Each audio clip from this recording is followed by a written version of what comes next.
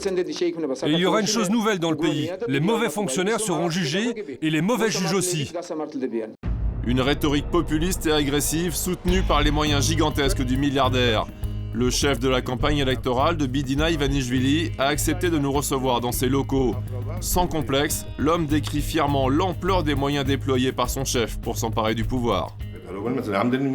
Il a déjà dépensé plusieurs milliards pour son peuple et son pays, alors qu'on ne connaissait même pas son visage.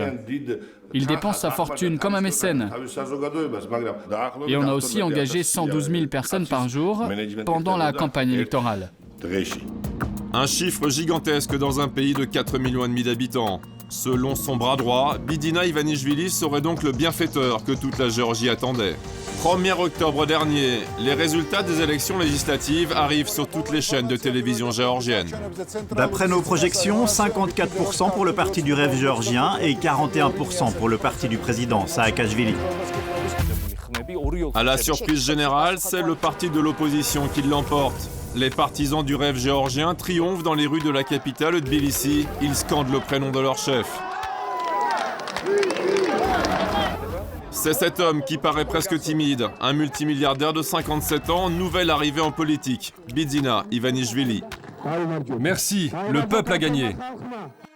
Bidina Ivanishvili était encore un inconnu il y a un an, avant la création de son parti, le rêve géorgien. Ce que ses compatriotes connaissaient de lui, c'était son incroyable demeure sur les hauteurs de Tbilissi.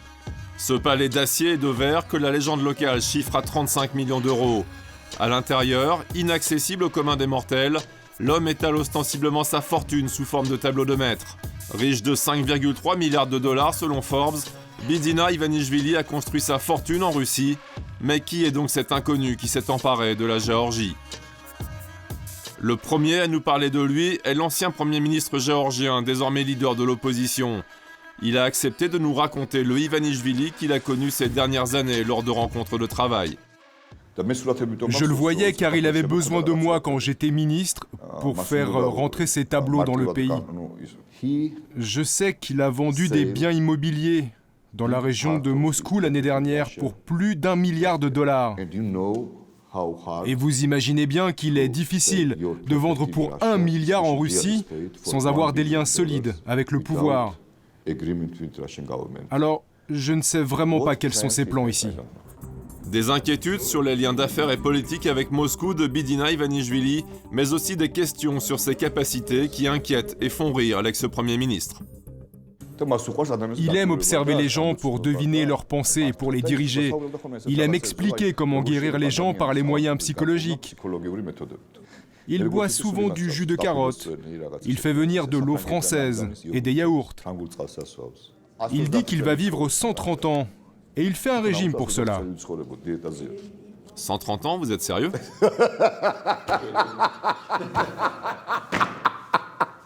Oui, ça va être long pour le pays. Ces excentricités n'ont pas empêché le milliardaire de réussir une guerre éclair pour s'emparer du pouvoir. Toujours protégé par des vitres pare-balles lors de la campagne électorale, il a mobilisé son fils rappeur pour faire bouger les foules. Son seul programme, promettre de s'attaquer aux institutions en place et résoudre tous les problèmes du pays grâce à sa fortune personnelle. Et il y aura une chose nouvelle dans le pays. Les mauvais fonctionnaires seront jugés et les mauvais juges aussi. Une rhétorique populiste et agressive soutenue par les moyens gigantesques du milliardaire.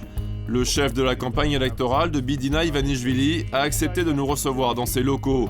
Sans complexe, l'homme décrit fièrement l'ampleur des moyens déployés par son chef pour s'emparer du pouvoir.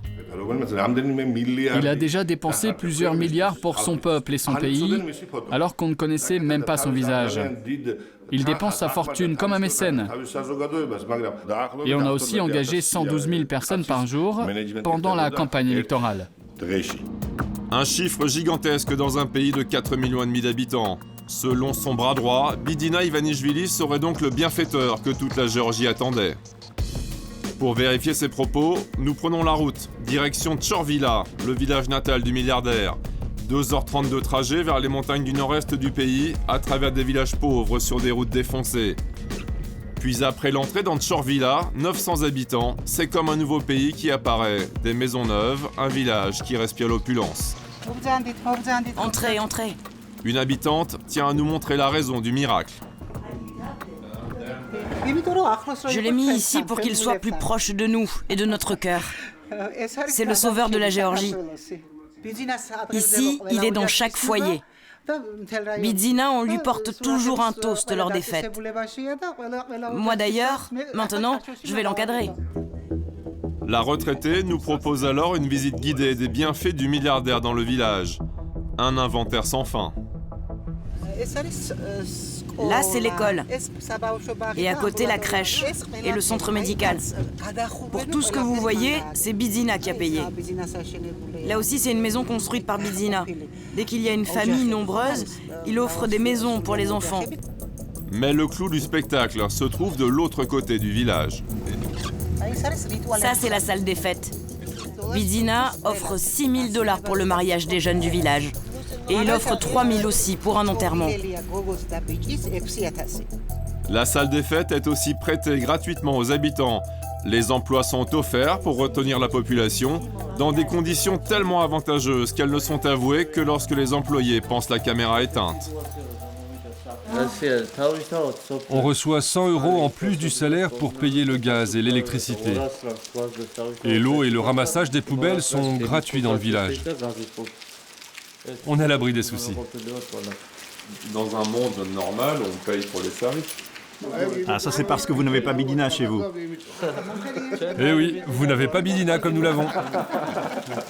Résultat, 96% de vote pour le parti de Bidzina Ivanishvili lors des législatives dans la région. L'homme achète le pays et maintenant qu'il est au pouvoir, il a aussi les moyens d'éliminer ceux qui lui résistent.